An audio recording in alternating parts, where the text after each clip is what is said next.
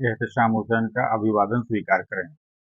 Mobile recharge में 30 महीने के अंदर दोबारा बढ़ोतरी से ग्राहकों में फूटा आक्रोश, जिससे बीएसएनएल की बल्ले बल्ले होने वाली है। बीएसएनएल और रतन टाटा के बीच हुआ एग्रीमेंट। अब बीएसएनएल सुदूर देहात से लेकर शहर तक टाटा की देखरेख में सस्ता और तेज नेटवर्क कनेक्टिविटी के साथ मार्केट में आने की तेजी से तैयारी कर रहा है। इस खबर से प्राइवेट टेलीकॉम कंपनियों को तगड़ा झटका लगने वाला है। यह वीडियो बहुत खास होने वाली है, इसलिए वीडियो को स्किप न करते हुए अंत तक बने रहें ताकि पूरी जानकारी मिल सके।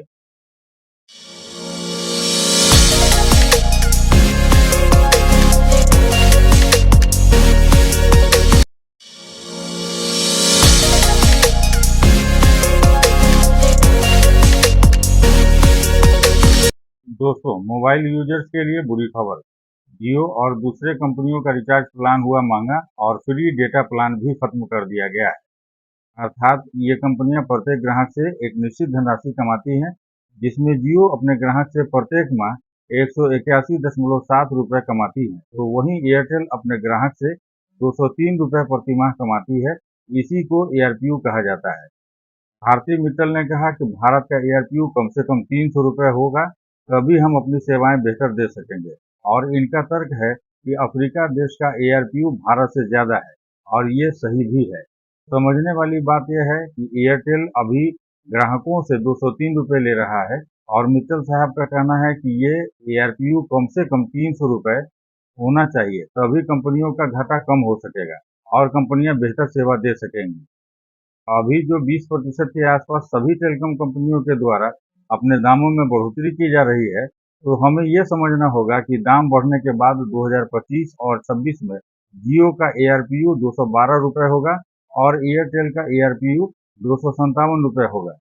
अब भारती मित्तल के मुताबिक भारत का एआरपीयू 300 रुपये तक हो तो हमारा घाटा 2025 और 26 में पूरा हो सकता है और ग्राहकों को सर्विस भी अच्छी मिल सकेगी। यदि हम मान लें कि भारत का एआरपीयू 300 रुपये हो, तो दाम बढ़ने के बाद 2025 और 26 में जियो का एआरपीयू 212 रुपये हो जाएगा। तो 300 रुपये से 212 रुपये को घटाकर देखें तो पता चलेगा कि 2025 और 26 में भी कंपनियों का घाटा पूरा नहीं हो सकेगा, और यही हालत अन्य कंपनियों की भी होगी। इसका मतलब आने वाले 6 महीने या साल भर में फिर इन कंपनियों के द्वारा रेट में वृद्धि की जाएगी। शुरुआती दौर में इन कंपनियों के द्वारा सस्ते प्लान मार्केट में लाकर ग्राहकों को लुभाया और अपने ग्राहकों का वॉल्यूम बढ़ाया गया।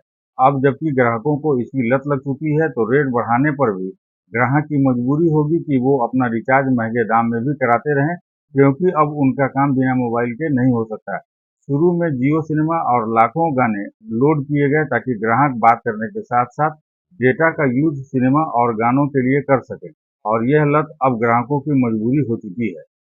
क्योंकि रेट बढ़ने से आम नागरिकों की जेब पर बड़ा बोझ गिरने वाला है, इसलिए अब टेलीकॉम कंपनियों का जनता विरोध करने लगी है। इसमें सरकार का कोई हाथ नहीं है, क्योंकि कंपनियां स्वतंत्र हैं रेट बढ़ाने या सर्विस के मामले में। इसी बीच बीएसएनएल पर ग्राहकों का दबाव बढ़ने लगा है कि बीएसएनएल अपनी सर्विस अच्छी कर ग्राहकों को सस्ते दामों में सर्विस उपलब्ध करवाए। अब ग्राहक सोशल मीडिया पर डिमांड कर रहे हैं कि हमें सस्ते और अच्छे प्लान के लिए बीएसएनएल सर्विस उपलब्ध करवाए। इसी बीच बीएसएनएल और टाटा के बीच एक समझौता हुआ, जिसमें कहा गया कि लाइफ टाइम 4G का तगड़ा नेटवर्क और कॉलिंग सस्ते दामों पर ग्राहकों को मिलती रहेगी। टाटा ग्रुप का बीएसएनएल के साथ आने के समाचार से 140 करोड़ भारतीय जनता बीएसएनएल में अपने सिम को पोर्ट कराने के लिए उत्साहित है। प्राइवेट कंपनियां इस वक्त 5G नेटवर्क पर काम कर रही हैं, तो वहीं बीएसएनएल 3G और 4G नेटवर्क पर काम कर रहा है। बीएसएनएल के धीमी गति को रफ्तार टाटा ग्रुप में शामिल होने से मिल जाएगी, और टाटा के साथ आने से नेटवर्क भी शहर और देहातों तक पहुंच जाएगी। बीएसएनएल टाटा की मदद से बड़ी तेजी से 4G नेटवर्क पर काम कर रहा है, ताकि भविष्य में 5G नेटवर्क में आसानी से कन्वर्ट हो सके। टाटा ग्रुप की खासियत रही है कि जिस भी क्षेत्र में हाथ डालती है, वह क्षेत्र टेक्नोलॉजी के मामले में अग्रणी साबित होती है। अब बीएसएनएल ग्राहकों को फ्री सिम देने लगा है, जिससे लगता है कि अगस्त तक बीएसएनएल के पास ग्राहकों की बड़ी संख्या हो जाएगी, जो कि प्राइवेट कंपनियों की तुलना में बहुत बड़ी उपलब्धि होगी। इससे प्राइवेट कंपनियों की चिंता काफी बढ़ गई है। बीएसएनएल भी ग्राहकों के बेहतर सर्विस के लिए कस्टमर केयर और तमाम सुविधाओं से लैस होंगी, ताकि ग्राहकों का कंप्लेन आए तो उसको तुरंत हल किया जा सके। आपको बता दें कि बीएसएनएल ने 249 रुपये में ग्राहकों को 45 दिनों तक फ्री कॉलिंग 2 GB डाटा प्रतिदिन और 100 SMS भी दे रही है। जबकि यही प्लान शुरू में जियो सहित अन्य कंपनियों ने अपने ग्राहकों को दिया और ग्राहकों को अपना गुलाम बना लिया। अब इन कंपनियों को लगता है कि अब हमारा कमाने का समय आ गया है और वो अपने रेट को बढ़ाने की कोशिश कर रहे हैं। बीएसएनएल ने अपना रेट मार्केट में लॉन्च किया, जो आप खुद भी चेक करके देख सकते हैं। तो आपको पता चलेगा कि प्राइवेट कंपनियों की तुलना में बीएसएनएल का रेट काफ़ी सस्ता है, जो कि प्राइवेट कंपनियां नहीं दे सकती हैं। इससे साफ पता चलता है कि बीएसएनएल का अब मार्केट में सिक्का चलने वाला है और बीएसएनएल के आने से ग्राहकों की बल्ले-बल्ले होने वाली है।